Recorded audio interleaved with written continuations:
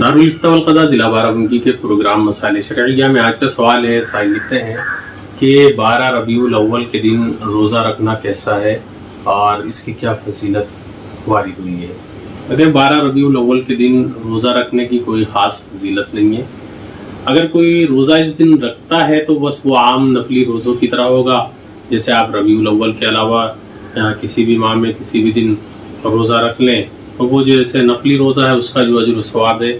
ویسے ہی اس دن روزے کا ثواب ہوگا، لیکن اس کو لازم سمجھنا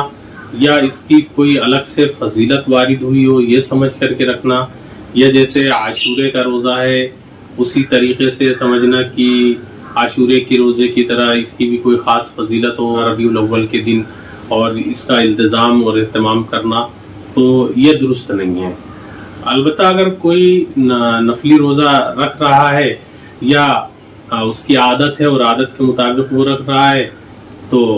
روزہ رکھ سکتا ہے، ربیع الاول کا دن ہو یا کوئی بھی دن ہو۔ ہاں، یہ بات سمجھنی چاہیے کہ 12 ربیع الاول اگر پیر یا جمعرات کے دن پڑ رہا ہے اور اس دن کوئی نفلی روزہ رکھتا ہے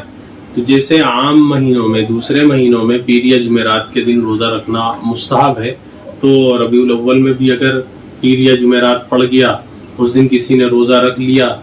تو یہ مستحب ہو سکتا ہے زیادہ سے زیادہ۔ لیکن اگر نہیں پڑتا ہے اور کوئی یہ سمجھے کہ عاشورے کے روزے کی طرح ماہ ربیع الاول میں بھی روزہ رکھا جاتا ہے یا اس کی کوئی فضیلت الگ سے آئی ہے یا اس کا اجر و ثواب میں کوئی اضافہ ہے الگ سے، ایسا کچھ نہیں ہے، بس ایک نفلی روزہ ہوگا، اس کی الگ سے کوئی فضیلت وارد نہیں ہے۔ فقط اللہ تعالی عالم بالصواب۔